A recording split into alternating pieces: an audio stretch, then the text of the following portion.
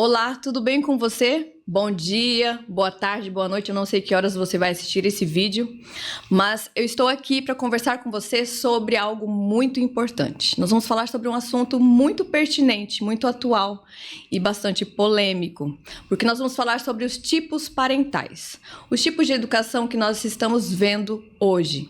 Será que o tipo de educação que você está dando para o seu filho é o certo? Eu sou embaixadora da criança e do adolescente, e sou especialista também contra o abuso sexual. Mas hoje eu vim falar sobre educação emocional e eu não vim sozinha. Eu trouxe uma convidada muito especial. Essa convidada eu conheço já há algum tempo, em outro tipo de situação, bem diferente dessa, mas eu venho acompanhando o trabalho dela. E ela também faz um trabalho maravilhoso sobre isso, sobre educação, sobre a família, sobre a neurociência. E eu tenho o prazer de apresentar para vocês a Larissa Massis. Tudo bem, Larissa? Oi, Angélis. Olá, tudo bem com você? É um prazer estar aqui. É um prazer enorme. Mesmo agradeço pelo convite. Me senti honrada por você, né, lembrar de mim. Claro. Vamos conversar. Né? E eu espero que hoje seja realmente, que a gente possa ter esse bate-papo e que seja muito proveitoso. Né?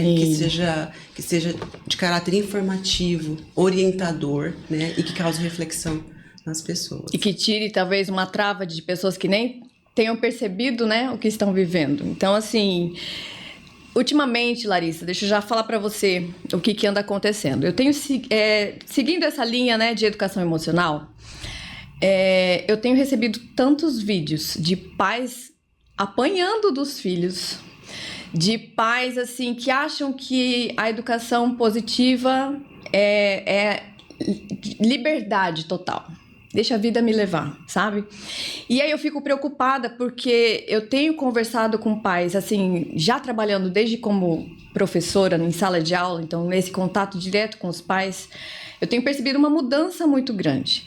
E são vários itens, né? Várias coisas que deixam a gente vulneráveis, né? Assim, em relação à educação. Porque não existe uma receita, né? Não existe uma receita. A gente aprendeu de um jeito e aí nós temos que ensinar os nossos filhos. Você é mãe de 3, eu sou mãe de 2. Então, assim, nós vivemos um outro tipo de educação e hoje é diferente. E aí você fica assim, claro que na nossa educação tiveram erros. Você não quer repetir os mesmos erros, né? Mas, e aí, qual que é o certo? Será que eu tô fazendo certo? Quando o meu filho nasceu, eu tive essa... Será que eu tô fazendo tudo certo? Porque é um serzinho que tá nas suas mãos e você fica tão preocupado. Então, assim, quando eu pensei em trazer você para conversar comigo sobre esse assunto e com o pessoal, porque você está estudando sobre isso, eu estou estudando sobre isso e a gente não para de estudar, né? As nossas formações vão só aumentando porque a gente percebe que para ser pai e mãe tem que estudar. E os pais não estudam. Então, assim, eu queria saber de você, qual a sua opinião sobre o que é, primeiro vamos descobrir, né? O que é essa história de pai permissivo? O que é essa educação permissiva? Fala aí pra mim a sua opinião sobre isso. Bom, pra gente falar, né, sobre permissividade, a gente precisa primeiro pontuar algumas coisas. Quando eu falo um pai permissivo, né? A primeira coisa que vem na nossa cabeça, a gente já pensa ali em liberalismo, né? Liberdade, né? A gente faz uma associação imediata já com liberdade. E aí, a permissividade, ela está muito ligada, ao mesmo tempo que eu me considerar, né? Ter uma linha, uma abordagem de educação permissiva com os meus filhos e achar que, nossa, eu estou sendo moderno, né? Uhum. Tempos modernos, então eu tô sendo moderno, poxa, antigamente não podia fazer nada, né? Eu sou mente aberta. Eu sou mente aberta, eu tô aberto a tudo, tem que descobrir mesmo, tem que fazer, mas aí a gente tem um feeling, a gente perde o feeling do bom senso, porque a permissividade, ela tá ligada, ela representa negligência. Sim. Negligência. Porque a permissividade, quando eu deixo meu filho fazer tudo, absolutamente tudo, quando não há limites, quando não existem limites claros, né, bem definidos para essa criança, dentro da estrutura da família, definida quanto ao quê? Quanto aos seus valores, quanto aos seus princípios, onde ela, basicamente, decide para onde a família vai. Quando você traz aqui para mim, eu tô recebendo vídeos, né, de pais, de crianças que estão batendo na cara dos pais, que estão se estapeando em supermercado, em loja, quando não tem seus desejos atendidos. Eu volto ali para um período atrás, onde esses mesmos pais que agem, né, dentro dessa assim, querendo se enquadrar nessa modernidade, né, às vezes são frutos justamente de uma educação autoritária, de algo que veio antes. E aí, dentro do autoritarismo, desses pais que foram criados dentro de uma educação autoritária, existem duas tendências. Ou eles seguiriam o mesmo caminho, né? Seguiriam a mesma linha daquilo que eles viveram, da educação dos filhos, ou eles iriam para o lado oposto. E aí, quando vai para o lado oposto, eles vão para o extremo. É isso que eu falo. É incrível, porque eu não quero repetir o que o meu pai fez comigo. Acontece que aí você não faz. Não é... Eu sou mãe, eu tenho a obrigação de educar. Eu não quero repetir, mas aí eu não educo. Eu não quero que aconteça a mesma coisa. Então, assim, eu falo para alguns que tive a oportunidade de conversar sobre isso. O fato de você não querer repetir os mesmos erros não te tira, né, da responsabilidade de cuidar do filho. Se você não concorda como foi, mas você tem a responsabilidade de educar. Então, você tem que achar uma outra forma, pensando realmente em que tipo de adulto vai ser essa criança. Porque não fazer, não educar, é o que você falou, é totalmente o extremo, né? E permitir tudo, por isso essa palavra, né, permissivos, eu permito tudo. O que eu vejo no ambiente escolar, nas igrejas, muitos pais, a criança tá pintando e bordando do lado, a mãe nem, ou às vezes no celular, né? E às vezes o pai vê que a criança está fazendo isso, está incomodando todo mundo. Tem gente que já começa, olha para trás. Ou então, tem os que vão até conversar com os pais, mas os pais, eles não percebem. Parece que tem uma trava. Eu não sei se é essa impressão que dá, exatamente. Não, assim, a conversa que eu vejo, como é que se diz? A resposta que eu vejo dos pais, assim, não, eles são crianças. Eles podem. Não, eu deixo ele fazer isso. Eu já vi muito pai falando assim, não, eu deixo meu filho fazer isso. Ele pode, sabe? Então, assim, os professores perderam a autoridade, a escola perdeu a autoridade quanto educação, né, nessa parte, porque tem que ser junta, né? Tem que ser junto com a família. E o que acontece? Eles realmente, não. Se for contra o que uma linha do que não fez como eu quero com o meu filho, nossa, a escola é crucificada. A professora é crucificada. Vão até a escola, né? O que eu mais vejo e recebo, conversando com professores, com coordenadores, é justamente eles falando, mas Larissa, a gente não pode fazer nada. Porque se a gente procura, quando a gente vai procurar o pai para chamar, para conversar, na verdade, porque a escola chama para orientar o pai. Para dizer o que está acontecendo. Olha, tem acontecido isso em sala de aula. E tem agido assim. Pai, não pode chamar a atenção do meu filho. É o meu filho. Exatamente. Né?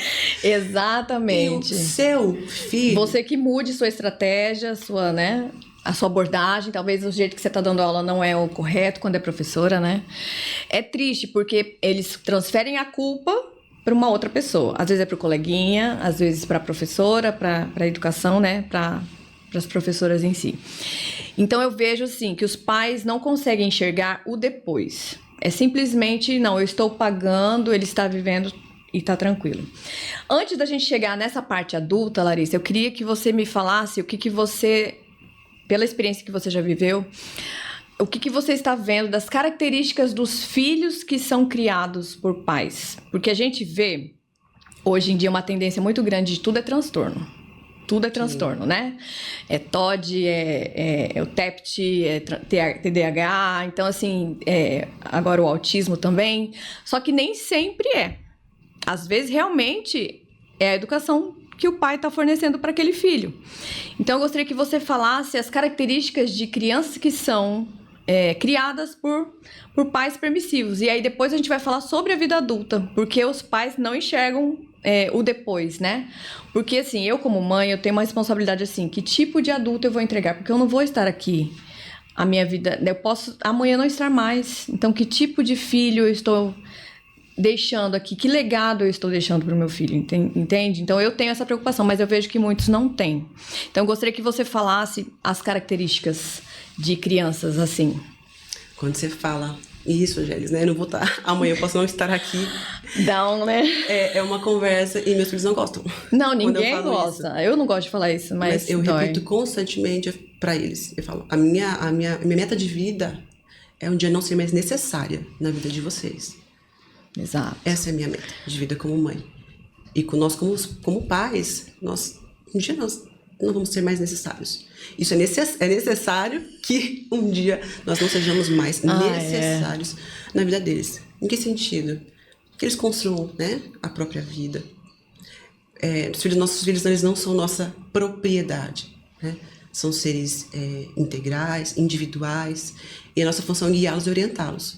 Quando falta o guia, quando falta a orientação, o que acontece? Quais são as características dessa criança que não tem um guia, não tem alguém para orientar, ela simplesmente vai decidindo por conta própria. Quando a gente fala do neurodesenvolvimento infantil, né, por etapas, por idades, da criança pequena, a gente bebê, tem, né, desde ali, do bebê, do maternar, a gente tem um cérebro imaturo. A gente chama de imaturidade neurológica, que nada mais é que o cérebro imaturo. Sim. Que está em formação. Está em formação, né? Começando, né? Aprendendo tudo. Angélis, um cérebro de uma criança em formação, né? Vamos colocar ali com 3 anos de idade, porque com 3 anos a gente já vê muitos absurdos acontecendo. Sim. Com 3 anos de idade, qual é a capacidade de o poder de decisão, de tomar as melhores decisões uma criança? Nenhuma. De 3 anos de idade. Uma criança de 3 anos de idade, quem ali está por trás dela tomando as decisões, no sentido de orientando-a no caminho? Quando a gente fala as pessoas confundem, né, a falta de limites, né, deixar fazer tudo, com a falta de orientação. Em que sentido? Poder de escolha. Essa criança, é necessário que essa criança tenha poder de escolha? É muito necessário. Ela vai crescendo, à medida que cresce, desenvolve. Dentro da idade ela e vai vivência tendo dela, de escolha. né? Eu vou dando ali o suporte, eu vou dando as possibilidades, as ferramentas. Eu vou sempre ali, esse ou esse. Mas é você quem tá por trás. Mas você já, né, orientou ali. Você, assim, peraí, você deu 2 opções, esse ou esse. Não deixou em aberto, né? E aquela criança, ela recebe esse poder e ela escolhe esse aqui. Para coisas o quê? Que ela pode escolher. Coisas que ela não pode escolher, por que eu vou dar opção? Não tem escolha, né? Tem coisas que não tem. Tem coisas que são inegociáveis. Exatamente. Agora, quando falta orientação, então pensa uma criança de 3 anos que ela tem que fazer já tudo sozinha. Que ela sente ali em casa, porque a permissividade é a mesma coisa. Eu costumo falar que é a ausência paterno-materna. São os filhos órfãos de pais vivos. Filhos órfãos de pais vivos. Estão ali pertinho, mas não estão. Mas não estão. Né? A criança pode fazer tudo. Então, é uma criança que ela não tem previsibilidade. Quando não há previsibilidade, ela cresce insegura. Então, uma criança que é muito mais insegura para as decisões, ela sente o quê? Não tem alguém para contar. O apego, porque o apego de uma criança até os 3 anos de idade é quando a gente tem esse apego ali estabelecido, né, com as nossas relações materno-paternas. Então, uma criança que não tem esse vínculo ali estabelecido, no sentido dela se sente abandonada, negligenciada, ela cresce com uma autoestima mais baixa. Ela cresce tendo, muitas vezes, que tomar decisões e fazendo as coisas por conta própria, sozinha. Ela não tem o controle do que é certo, o que é errado, porque ela não tem parâmetro. E eu percebo assim, uma criança, tanto pequena como um pouco maior, depois da primeira idade, da primeira infância, eu falo assim, eles não têm controle emocional. Então, qualquer coisinha que sair fora do que ele está acostumado, do que ele quer, ele vai surtar.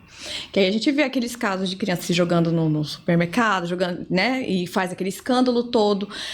Porque eles não têm controle emocional, eles surtam. Então, há experiências que acontecem que ele fala que não sei o que eu fazer. O que eu vou fazer? Eu vou gritar, eu vou bater, eu vou pra se defender. É simplesmente uma defesa.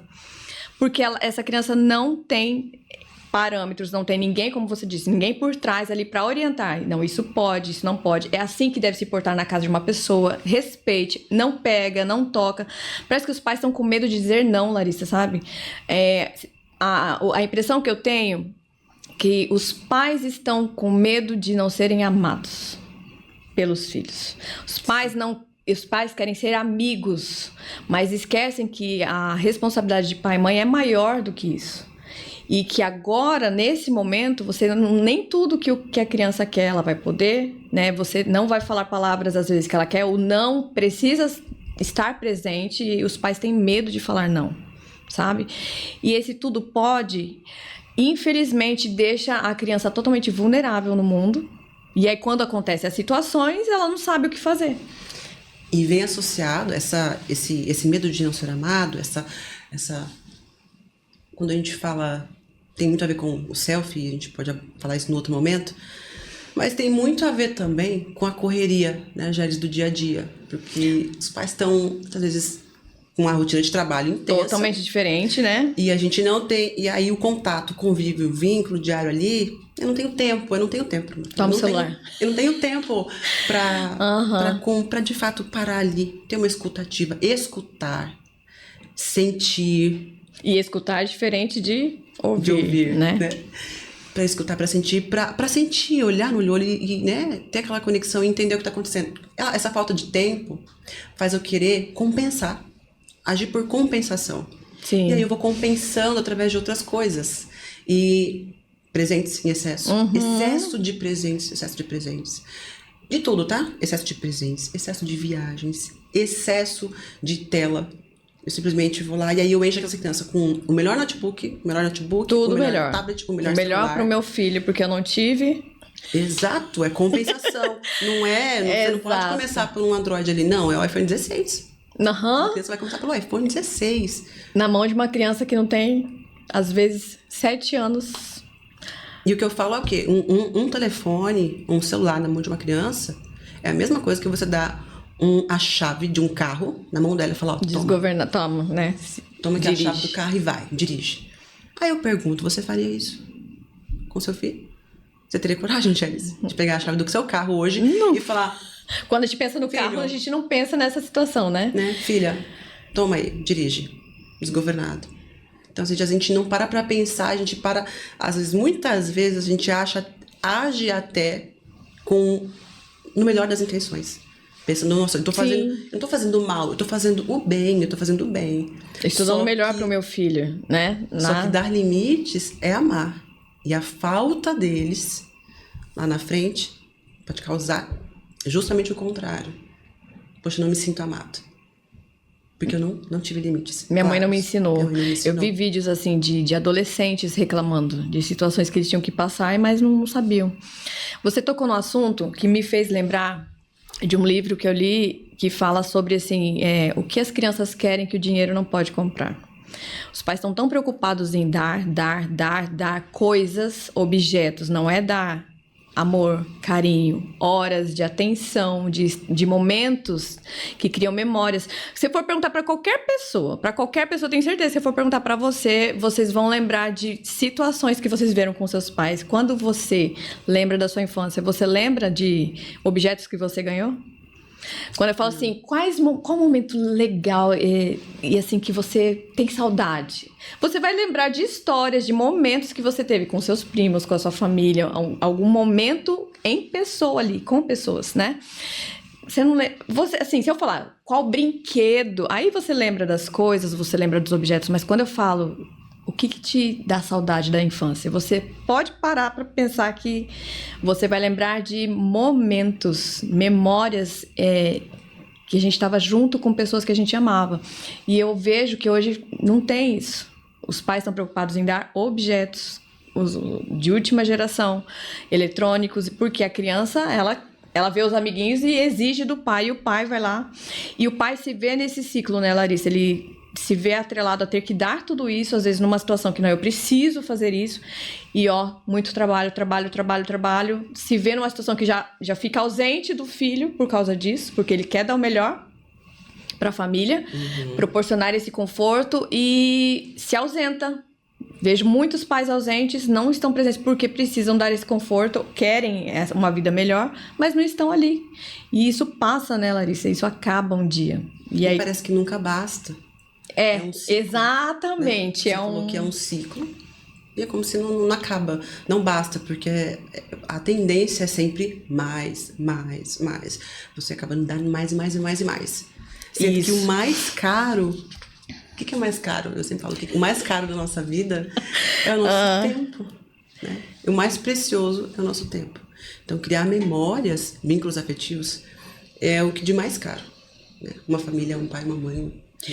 Pode deixar. Isso não gasta, né, Larissa? É de graça. É aquilo que a gente não pode comprar. É de graça, gente. É incrível isso. Eu vejo, assim, crianças extremamente impulsivas, né? Já porque não tem esse controle. Então, o que acontece? São pessoas que acabam passando vergonha, sabe? Crianças que agem dessa forma por não saber, então se descontrolam, se descompensam. E os pais passam vergonha. E todo mundo comenta, porque nós não fomos criados dessa forma e você acha um absurdo. Primeira frase, cadê a mãe dessa criança, né? Uhum.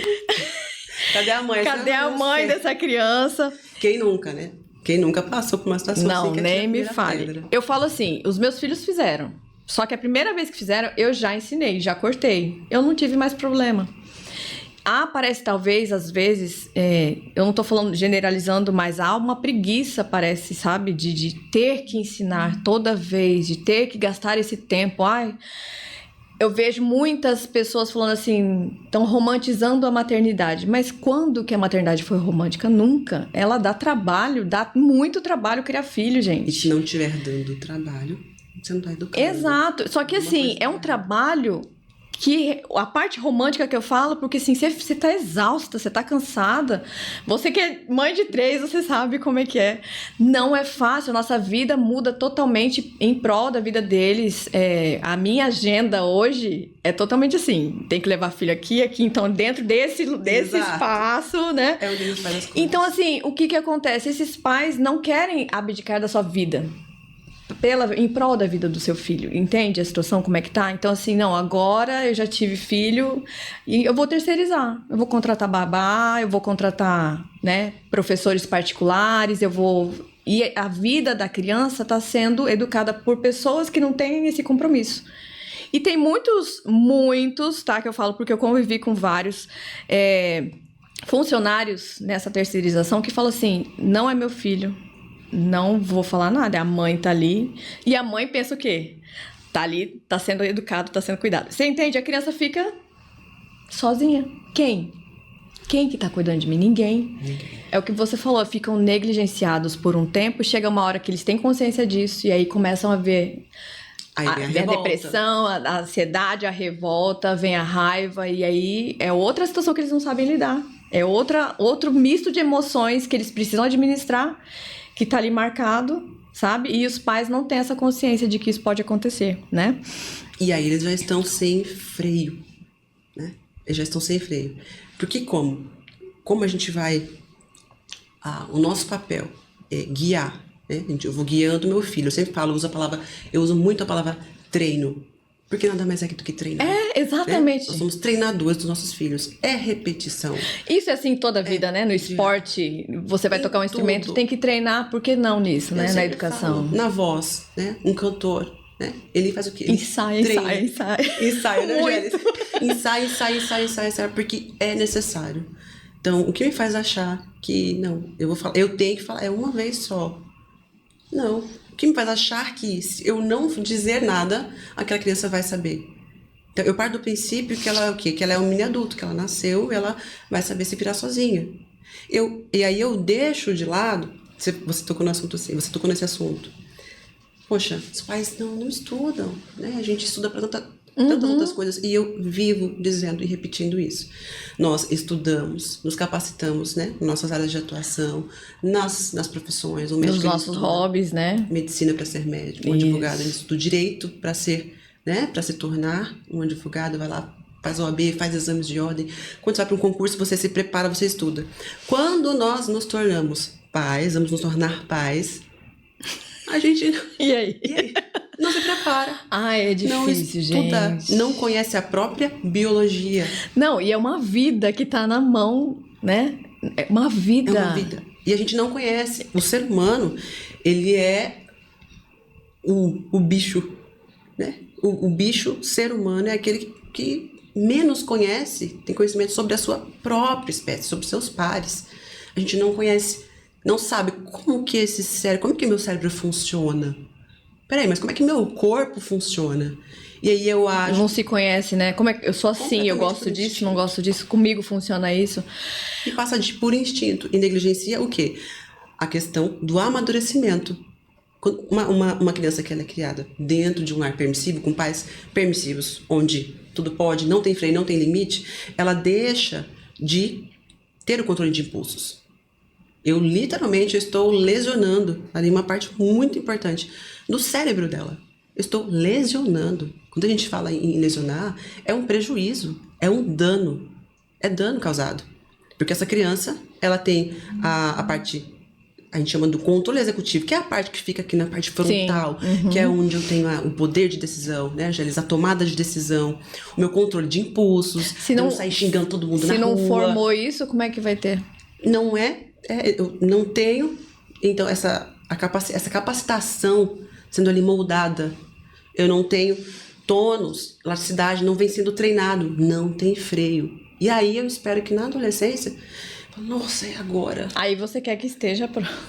Não, peraí, a gente passou anos, assim, negligenciando, ele foi sendo cuidado, o quê? Pelo vídeo do YouTube, pelo celular, pelos amigos, jogos, por pessoas que ele via, talvez no convívio ali na escola, entendeu? Pessoas, e outra, quando eu tenho a ausência materno-paterna, a falta de vínculo, ela abre espaço, né, Angélis? Para que outras pessoas Ele vai buscar esse vínculo em algum lugar. A vida. Ele vai buscar, porque a gente tem essa necessidade, né, Larissa? Você falou do cérebro, eu vi uma foto esses dias, estudando sobre a permissividade dentro do cérebro, e o bebezinho, pegaram 2 bebês e colocaram, né, pra você ver a diferença. Era nítido, era bem menor, com um espaçamento, assim, com várias manchas que a criança tinha ali, aquela criança que tinha um lar, que vivia num lar permissivo.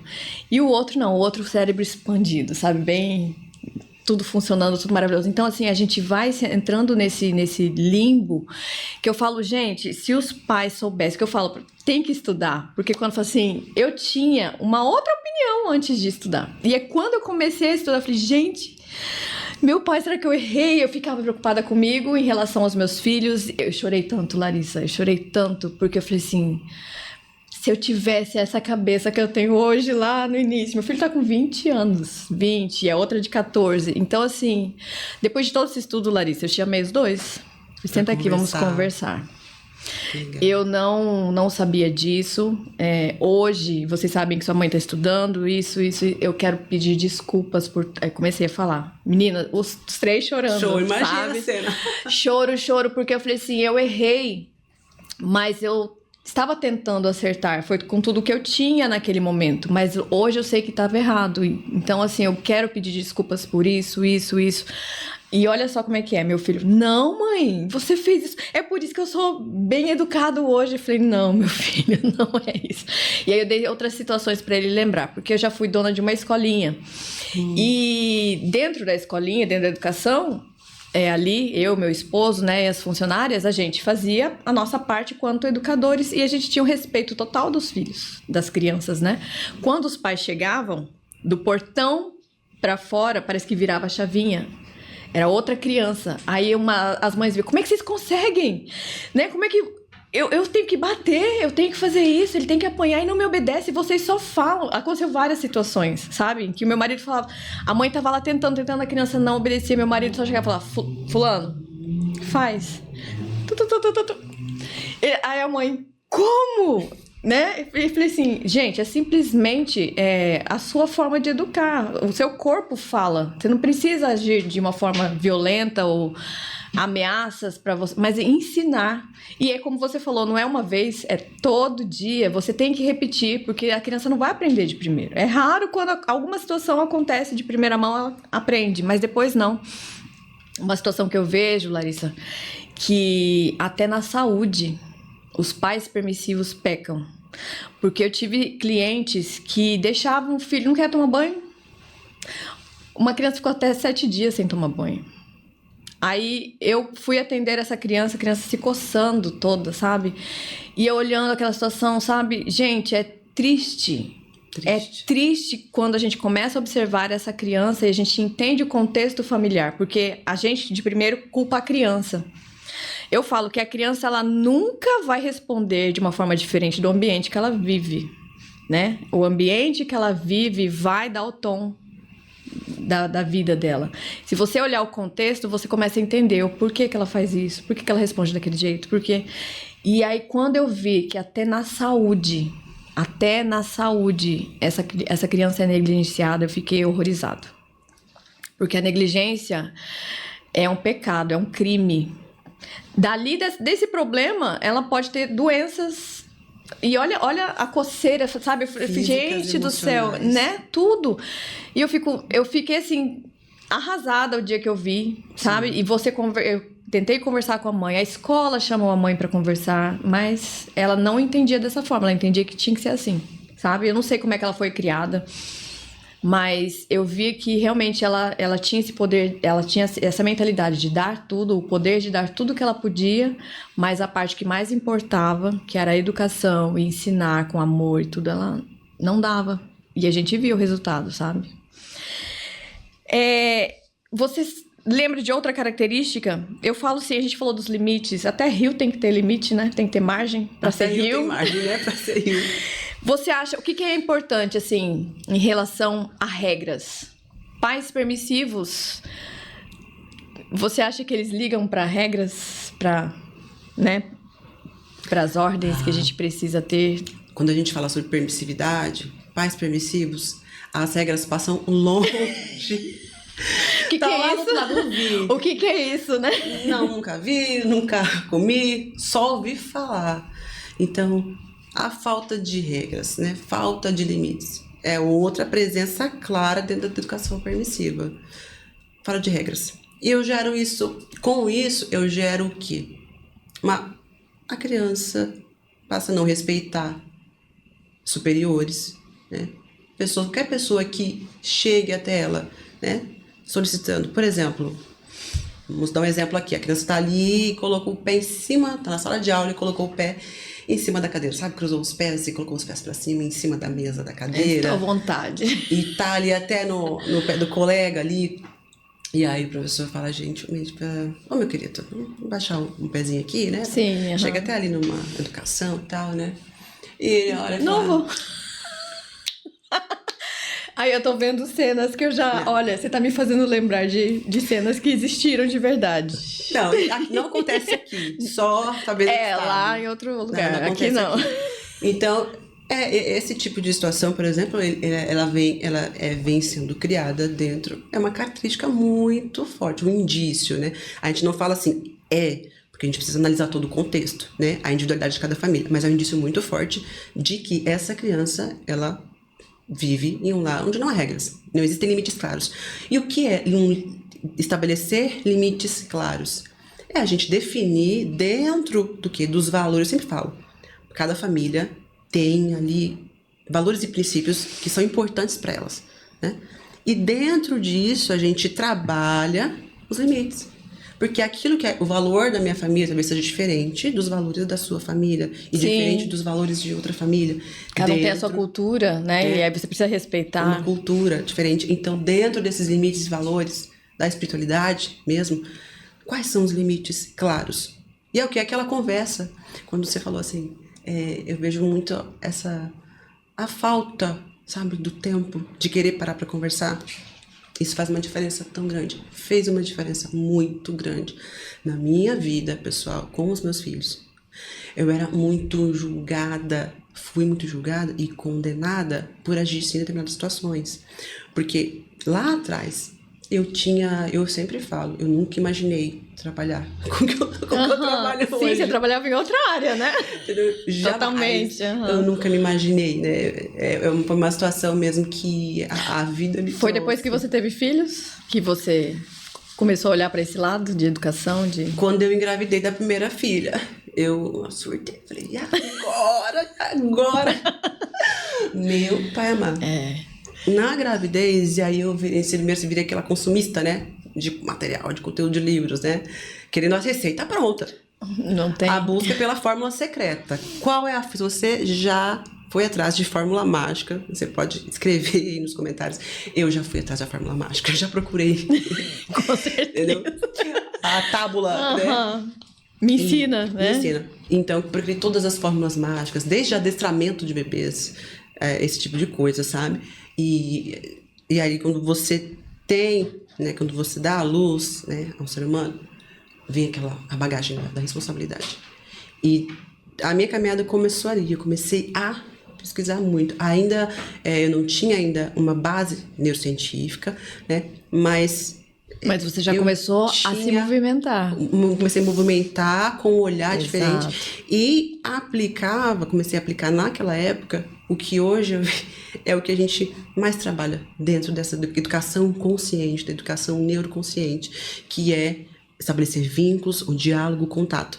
Então, sempre diante de uma situação, quando nós estamos em qualquer lugar, restaurante, igrejas, qualquer lugar onde nós estivéssemos ali no contato público, e às vezes tem a situação que a criança ela vai estar desconfortável, ela não está fazendo aquilo porque está querendo te provocar, ou porque ela simplesmente tá chato hoje, cara, nossa, esse menino tá muito chato hoje. Eu sou obrigada a ficar aqui. Acordou pra me tirar do sério, né? Toma o telefone. Não. Primeira coisa. A gente tem que olhar para as necessidades básicas, né? Então eu sempre tirava meu filho daquela situação, minhas filhas, sempre foi assim. Tirava para um cantinho, peraí, eu tirava daquele momento, porque às vezes você tá numa mesa onde tá todo mundo. Tá sua família inteira. Sim. Mãe, avó, tio, sogra, todo mundo ali. E todo mundo quer dar pitaca. Sabe, né? Todo mundo sabe, né? Sabe a melhor forma. E as crianças, quando tem plateia, elas se comportam de maneira diferente. Exatamente. Né? E às vezes você repreender, eu sempre digo, nunca repreenda ali no calor do momento e na frente das pessoas. Nem na frente das pessoas, exatamente. Entendeu? Seu filho vai ter um comportamento diferente, você precisa gerar conexão. A conexão vem sempre antes da repreensão. E geralmente você não pensa na hora que você está fazendo isso. Então, você agir numa correção sem pensar é batata para dar errado. Né? Retirava. Fazer o quê? Retirava, os filhos iam para um cantinho onde não tivesse distração, não tivesse um monte de gente passando, onde tivesse silêncio para ele poder me escutar e eu ouvir para eu entender. E eu perguntava, tá tudo bem? Tá tudo bem, meu amorzinho? Sempre aqui, ó, agachada junto, eu colocava aqui no colo, ele dava um abraço, conectava, esperava e falava assim, filha, a mãe tá aqui. E eu ia me conectando até ele se sentir seguro. Até registrar de novo. Pra falar. Porque ali no calor do momento, se é uma situação, às vezes a criança tá o quê? Ela tá com sono. Exato. É só sono. Fome, sono, entendeu? Tudo isso. Tem tantas situações, às vezes ela tá exausta, entediada de estar ali, mas às vezes você precisa estar. Nada que uma boa conversa não resolva, mas o pior erro que a gente comete é das duas uma. Ou não intervir, não fazer nada no momento em que está acontecendo, no momento em que meu filho está tendo um mau comportamento, ou simplesmente querer intervir na hora, no calor do momento, sem nenhum tipo de conexão, somente dando corrigindo na frente de todo mundo, né? E no caso da permissividade, o que acontece é que geralmente a criança vai estar lá se esperneando e eu simplesmente... não é criança. A criança pode fazer tudo. Exato. Criança pode fazer tudo, Angélis. Tudo que vem à mente da criança. Será que essa criança pode fazer tudo? Ninguém pode fazer tudo. Nós adultos não podemos fazer tudo. O que a gente precisa deixar claro para nossos filhos é que, meu querido, eu posso querer, eu quero muitas coisas, mas nem tudo eu simplesmente posso fazer na hora que eu quero e no momento que eu quero. Tem coisas que não dependem de mim, depende da outra pessoa. Eu preciso olhar para outra pessoa, ver se o que eu quero vai ferir aquela outra pessoa, né? Que é a questão do senso, onde eu vou trabalhando os limites da frustração. De ambos, né? Porque numa situação dessa, pro pai sair, já é porque já realmente aconteceu alguma cena difícil. E eu falo que até o acolhimento, né, Larissa? Esse acolhimento que você falou, num momento desse, é tudo. Porque a criança falou, nossa, minha mãe tá me enxergando, meu pai tá me vendo. E ela fala, Exato. sente abertura. E às vezes tudo aquilo, às vezes você está achando que é, não é nada daquilo. E aí quando você percebe o que realmente é, seu coração se acalma. Você fala, não é isso, peraí, não. É o que a gente estava conversando. Conversa. Antigamente, as crianças não tinham voz, não tinha vez na parte histórica, né? Voltando na história da infância. E você entender que também é um ser humano, que também tem coisas que chateiam, que algo pode ter acontecido que realmente deixou ela chateada, magoada. Por que a gente tem que colocar, senta aqui, não é assim, acabou, ou então simplesmente não faz nada, como a gente está falando sobre os pais permissivos. É não enxergar a criança como ser humano. É triste ver isso, porque assim, você tem que entender que ali tem uma pessoa que tem sentimentos, que se magoa, que se frustra, que tem os mesmos sentimentos que você. Por que você pode ficar frustrado, seu filho não? Por que você pode ter, né, toda essa abertura? Não, as pessoas precisam entender, mas você não entende teu filho, sabe? Então, assim, é muito complicado a gente olhar para a criança como se fosse um robô, como se fosse ninguém, no caso da permissividade, e simplesmente não fazer nada, sabe? É complicado a gente ver isso, porque são crianças que, por causa dessa falta de relacionamento com os pais, não vão ter um bom relacionamento no futuro. Não vão conseguir se relacionar com ninguém. Porque ninguém ouviu, ninguém deu voz, ninguém entendeu. Como é que essa criança vai crescer? Vai crescer dessa forma. E quando é adulto, você acha que ela vai conseguir entender alguém? Vai ter um bom casamento? Vai ser um funcionário bem-sucedido? Ou ter um chefe, ser um chefe de uma empresa bem-sucedido? Não vai. Porque não consegue simplesmente o básico, que é se relacionar. É a causa e a consequência, né, Gélis?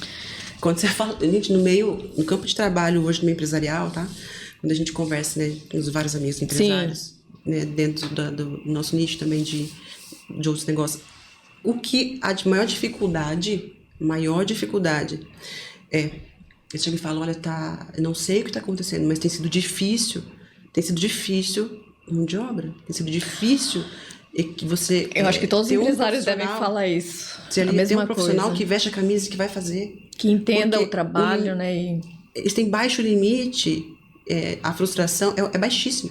O teor, sabe, de limite, a frustração é muito baixo. Então, assim, a rotatividade é muito alta. E aí eu não posso... E aí eu não estou falando só da falta de treinamento da empresa. Não, isso aí é... Né? Que isso aí... Estamos partindo da premissa que toda empresa ela treina seu funcionário, mas a gente está falando sobre um indivíduo que ele vem já de base, de uma educação, onde... ele não tolera. O nível de tolerância dele é muito baixo. Então, não para emprego nenhum, né? Não sente consegue, uma pressão ali. Amiga, eu explano. Não, porque não, eu não quero. Por que tá acontecendo? Tô trabalhando demais.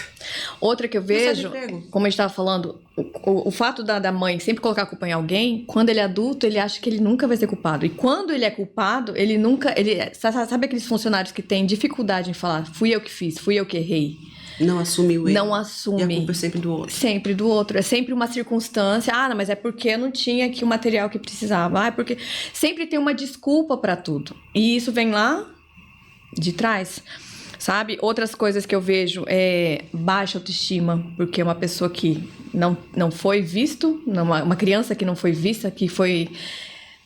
negligenciada, e aí o que acontece? Aí vem todos os problemas, né, que a gente já citou, nunca consegue terminar o que começa, para. São projetos e projetos, vou começar na academia, e aí muitos sonhos, né, e não vai, não tem essa, sabe, às vezes tem um potencial tão grande, você olha assim, nossa, aquela pessoa tem um talento, mas parece que tem uma trava. E não vai, por quê? Porque não desenvolveu. Quando a gente fala a frustração é o quê? Quando eu traço pequenas metas, quando eu coloco pequenas dificuldades no meu dia a dia ali em casa, eu tenho que ir colocando as pequenas dificuldades ali, ou seja, tudo que meu filho já pode fazer sozinho, eu deixo ele fazer sozinho. Tudo que ele pode. Dentro da idade dele. Da idade, né? Agora, quando essa criança, ela basicamente ela já vive só, completamente só, né? Com a ausência de limites, a ausência de orientação. Quando eu chego nesse estágio, se eu passo, imagina, 15, 10, 20 anos assim, aí Eu pulei, eu tenho aí toda a etapa de construção, de metas, né? De fazer um projeto, traçar um projeto, poxa, tentar, não deu errado, peraí, ó. Eu tento novamente, eu tenho um mindset de crescimento, eu ajo apesar dos erros, continuo agindo, continuo tentando.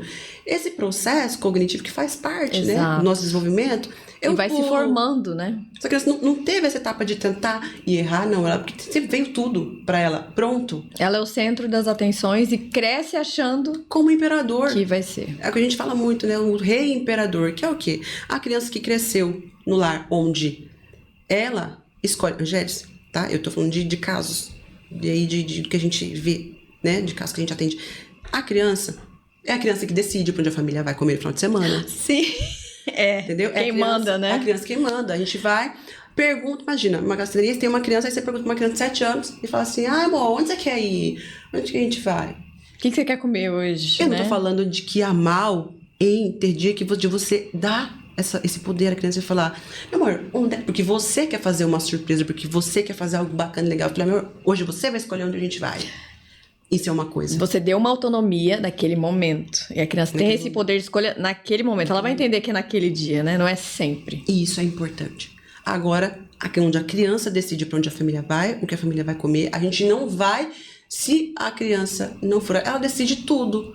Absolutamente. Onde que vai viajar, para que lugar tudo. Que vai viajar. Vive em função dela. Então, assim, imagina uma criança que não aceita nãos. Não existe a palavra não. Não existe no vocabulário, não existe pra ela. Tudo pode.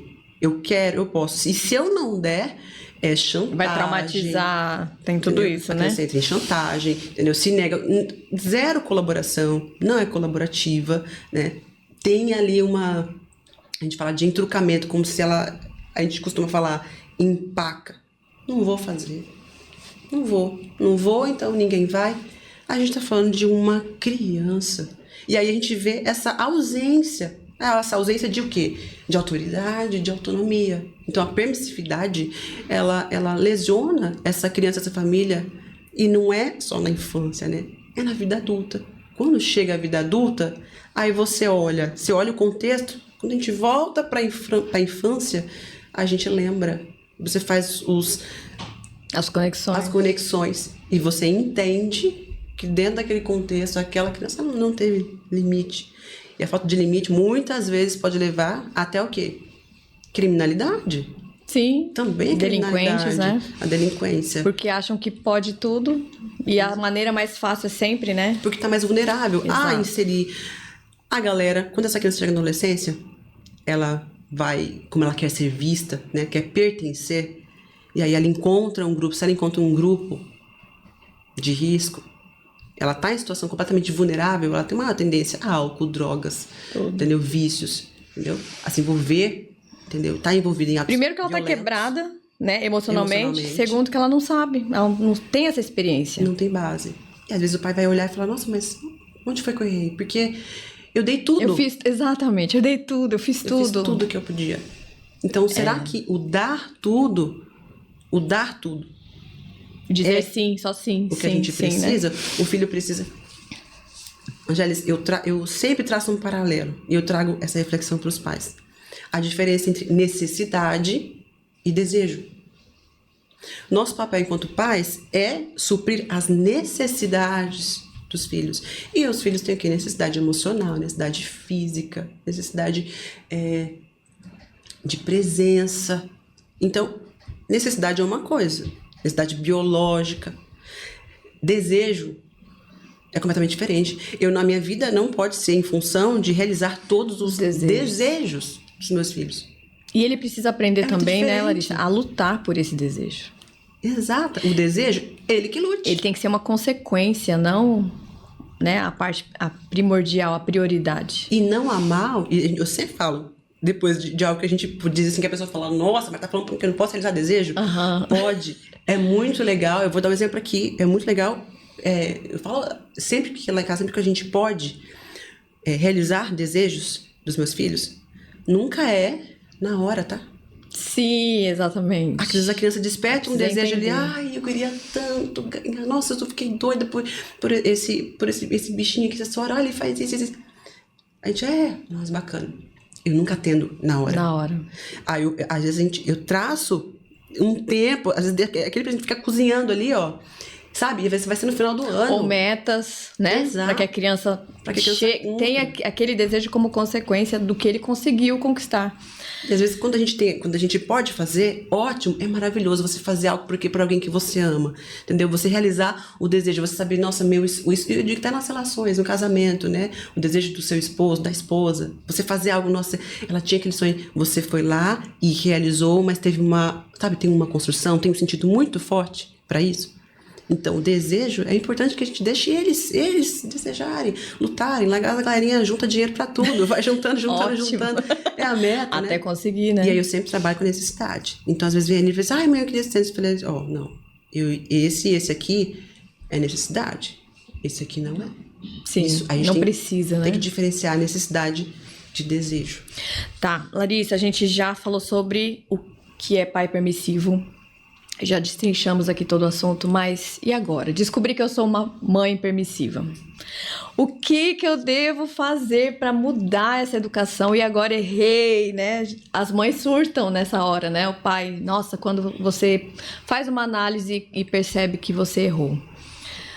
O que você acha, assim, que os pais precisam fazer para mudar? Porque eu acho que nós estamos sempre em construção. A gente pode melhorar sempre.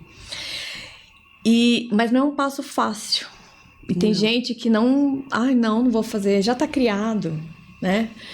Eu descobri que com 28 anos é que você chega à maturidade. Então, tem tempo, sim. Você pode fazer isso com adolescente, com jovem, mesmo que você tenha errado a vida toda, chamar para conversar, pedir desculpa, né? E mudar. Então, eu queria que você falasse o que o pai, que se descobriu permissivo, precisa fazer para mudar esse tipo de educação. Gélis, acho que o primeiro passo é reconhecer. Né? Exato. Primeiro, né? É reconhecer. Eu sempre trago comigo o seguinte, ao longo da minha vida toda, se você for parar para analisar, antes a gente fazia uma análise de 10 anos, a vida mudava, tinha uma mudança muito brusca em 10 anos. Hoje, alguns pesquisadores já colocam essa mudança brusca, já diminuiu para 5. Exato. Se eu for olhar para os últimos 5 anos da minha vida, tem muitos conceitos e muitas coisas que eu pensava e que hoje eu tenho um pensamento totalmente diferente. Né? A gente muda, né? Eu sou uma pessoa diferente do que uma pessoa 5 anos atrás. A gente está sempre nessa caminhada de evoluir como pessoa, como indivíduo, se tornar melhor. Né? Então, o reconhecer é o primeiro passo, porque partir do princípio que eu preciso perguntar: como é que eu cheguei até aqui? Será que dentro do que eu estou fazendo está tudo bem? O que eu vou colher com isso? Se continuar do jeito que está hoje, o que vai acontecer daqui 5, 10 anos? Como é que meu filho vai estar? Como que a minha casa vai estar? Como é que vai estar o nosso relacionamento? E eu dou um passo atrás e eu penso, reflexão. Então, primeiro passo é reconhecer que algo não está indo bem. E conhecer que eu posso sim estar errando. Eu posso sim estar fazendo o meu melhor, com a melhor das intenções. Mas isso pode não estar funcionando. Às vezes, eu tenho até o cuidado, sabe? Quando a gente fala de, você está errando, eu costumo nunca, dentro da orientação parental, né? A gente aprendeu a não julgar nenhuma família, não julgar nenhuma história, a não julgar essa família. Justamente porque cada pessoa veio de uma base. E só Deus sabe o que acontece naquela casa, né? Diferente. Então, esse não julgar é o que eu sempre falo. Isso está funcionando? A pessoa tem que se perguntar, está funcionando para mim ou não está funcionando? E não, estou errando, não estou errando. Está funcionando? Porque se não estiver funcionando, acho que eu preciso testar algo diferente. E testar algo diferente, eu consigo quando eu reconheço. Eu reconheço que a forma como eu tenho conduzido o meu lar não tem sido legal. Então, eu vou começar por onde? Começar a estabelecer limites. E aos poucos, né, Gélis? A gente nunca vai chegar... de uma vez, né? Então, hoje eu assisti o podcast lá da Angélis e eu descobri... Aprendi agora, você senta aqui, nós vamos... que permissividade não é o caminho, tá tudo errado a partir de hoje. Exatamente. Entendeu? A partir de hoje tudo mudou. Gente, isso é um choque. E a tendência disso não funcionar, assim, de você quebrar a cara, é gigante. Então, eu falo sempre, toda mudança a gente começa com pequenos hábitos.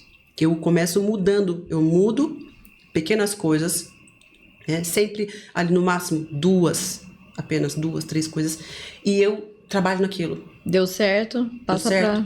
Continuo. E aí eu vou mudando.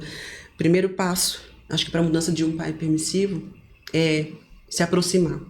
Se aproximar e participar mais da vida do meu filho. Participar no sentido de, será que eu sei com quem ele tá andando? E estar presente de verdade, né, Larissa? Não só ali do lado, mas... Presença emocional, né, Angélis?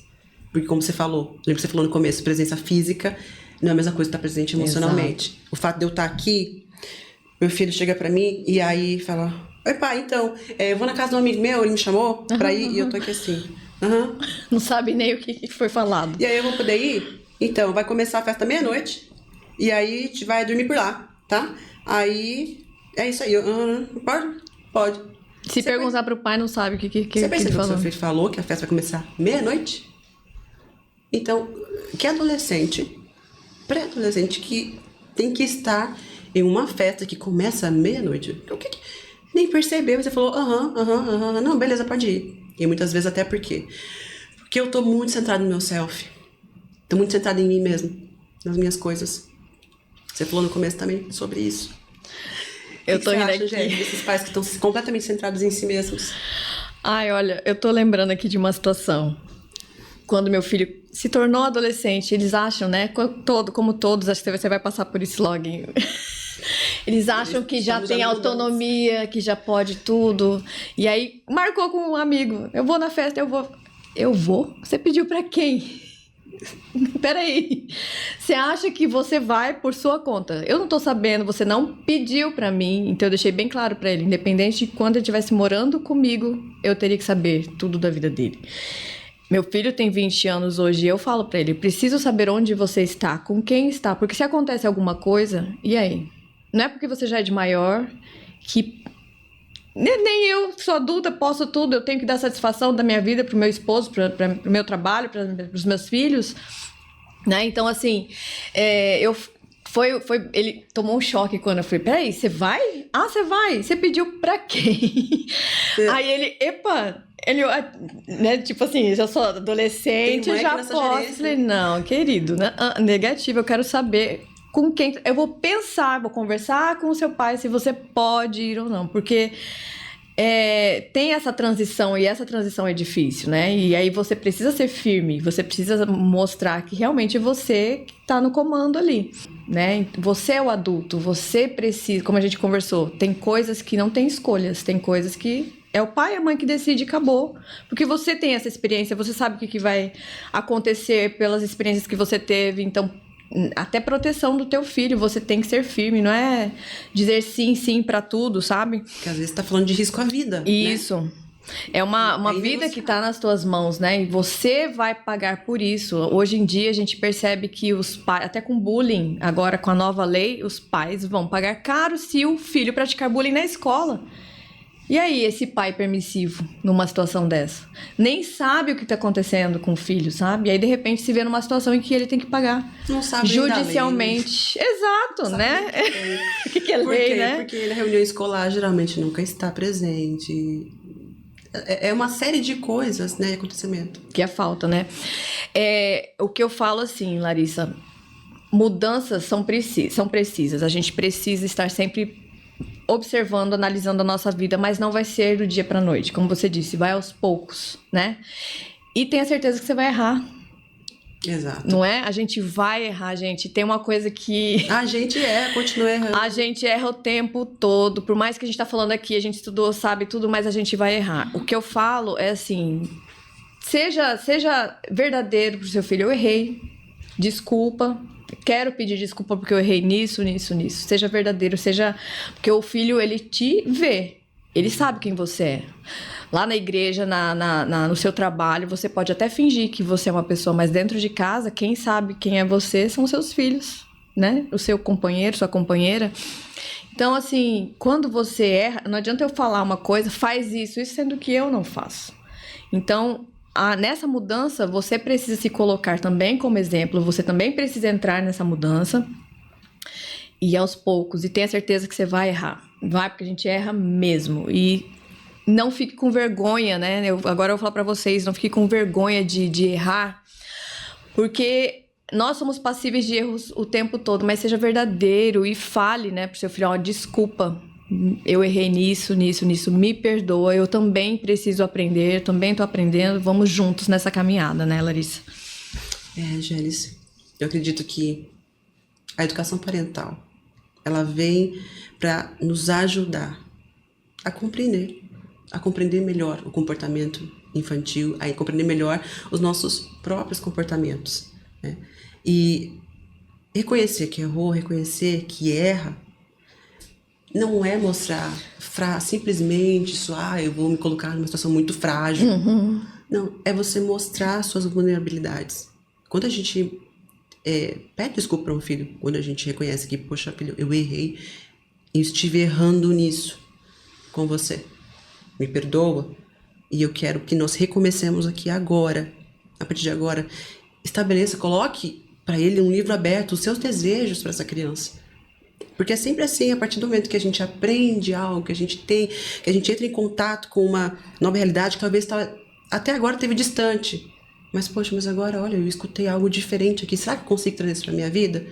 Você pode recomeçar. E quando a gente se coloca nesse lugar, a gente pede desculpa, a gente tem a oportunidade de mostrar uma lição valiosa, de ensinar uma lição valiosíssima, que é justamente meu filho vendo ali, olha, meu pai, nossa, ele pediu desculpa, eu tô ensinando a ele como fazer.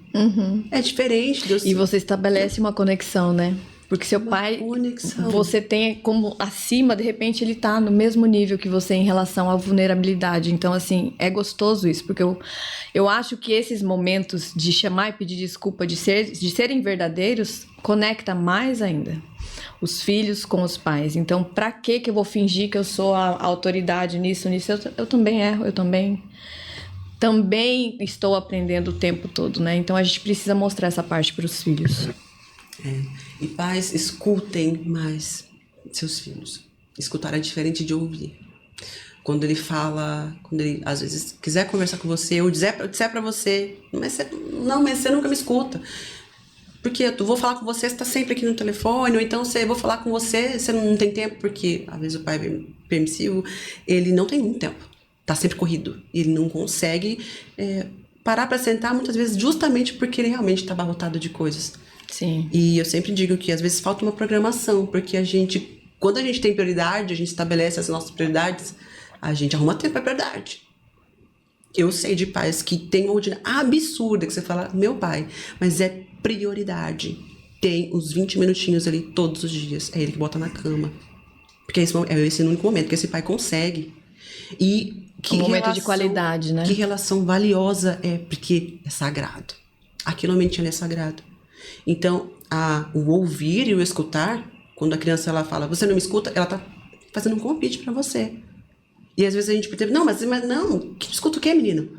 Como que não escuta? Você falou isso. É totalmente diferente. A gente muda, a gente se coloca numa postura. Não, filho, não, mas ontem eu tava corrido. Mas vamos conversar agora? Eu me importo, filho, eu me importo com o que acontece com você. Você é importante para mim. Tem criança que Nossa, que gostoso ouvir isso de um pai e de uma mãe, ouviu, né? Isso. Nunca ouviu do pai. Filho, você é importante para mim. Isso muda dentro da criança o senso dela de, nossa, alguém se importa comigo, meu pai se importa comigo. Se sente seguro, né? Amado. Então, escutar. Primeiro passo. Porque do mesmo modo que no autoritarismo a gente tem esse problema de não ouvir e não escutar, na permissividade também a gente tem o mesmo problema nesses dois estilos parentais.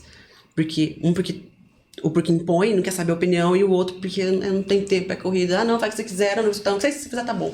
Eu não quero nem saber. Ela se resolvendo, tá ótimo. Tô muito voltado em mim, no meu self, né? E eu sempre falo,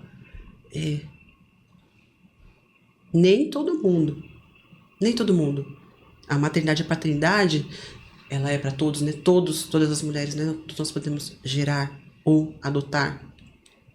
Mas a maternidade, eu acredito, Larissa, eu defendo isso. Nem todos deveriam se tornar pais. Todos poderiam. Apesar de que não é todos pra poderiam. todos. Mas não é para todos. Por que não é para todos? Eu sempre falo, quando às vezes tem alguém que chega e fala, eu admiro quem tem a coragem de se expor e falar, olha, eu não escolhi não ter filhos, porque a minha rotina é muito pesada. Eu tenho uma rotina muito frenética. Eu sou uma pessoa que não tive tempo. Eu não queria parar. Eu gosto muito de viajar pelo mundo e eu não queria parar pra ter um filho, porque eu sei que eu ia ter que demandar. Eu sei que eu ia ter que parar pra educar. E eu falo pra você, essas pessoas, elas são conscientes. Sim, elas sabem. Elas sabem, elas são conscientes do que ela precisaria fazer. E às vezes falam, não tem. Eu admiro quem reconhece e fala que não tem. Agora, quando eu tenho um filho, mas ele é terceirizado, né? A gente chama de filho troféu. Né? Eu tenho um filho que ele é um filho troféu.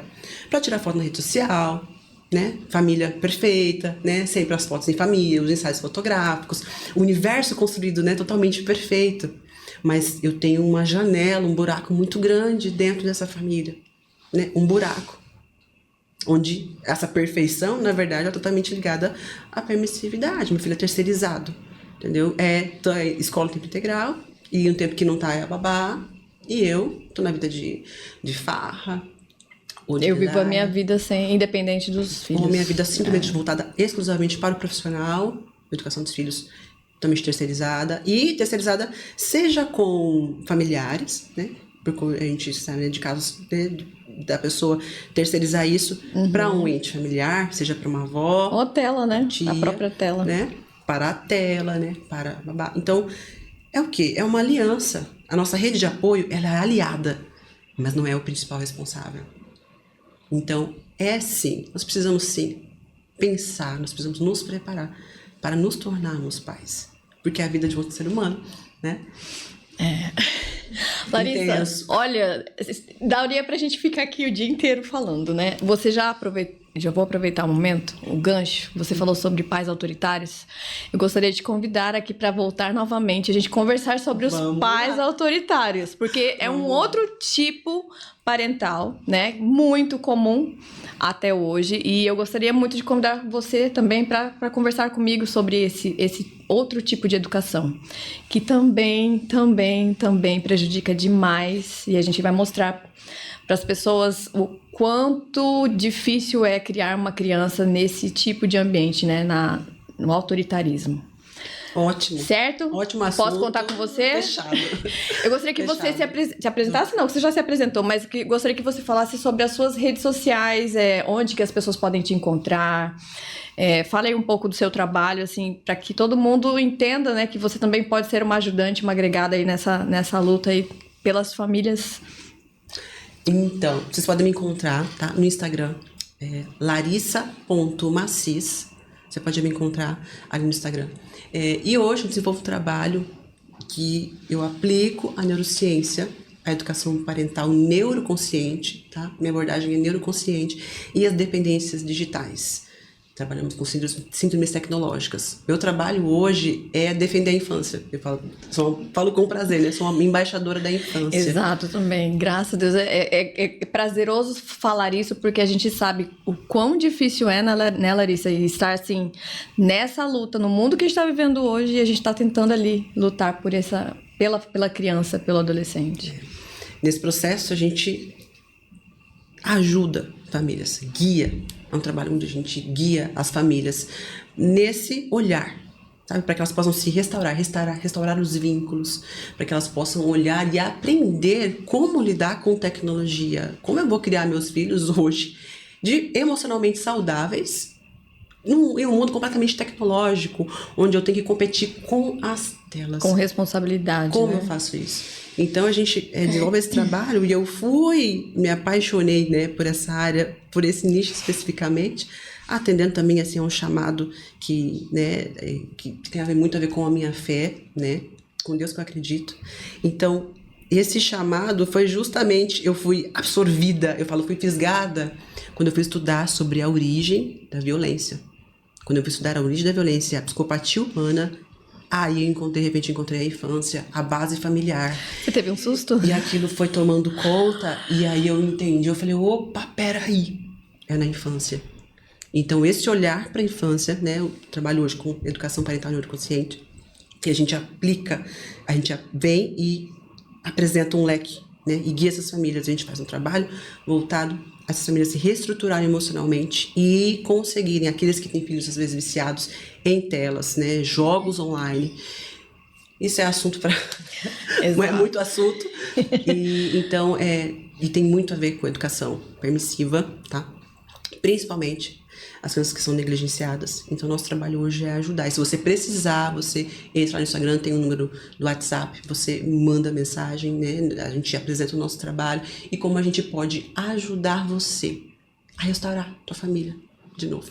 Que bom, né? Larissa, muito obrigada. Quero te agradecer demais por estar aqui contribuindo com o seu conhecimento. Obrigada a você. Se fosse só eu aqui falando, né? Mas com outra pessoa, nossa, é muito mais. Então, assim, eu não pensei em outra pessoa quando eu veio esse assunto, né? No meu pensamento, falei, o que eu vou falar?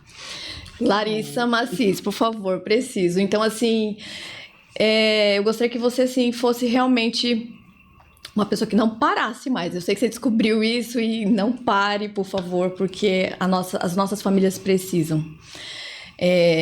A gente vê que o mundo parece estar lutando contra, e muitas famílias desestruturadas estão sendo desfeitas e nós precisamos, graças a Deus, estão levantando embaixadoras de todos os lados.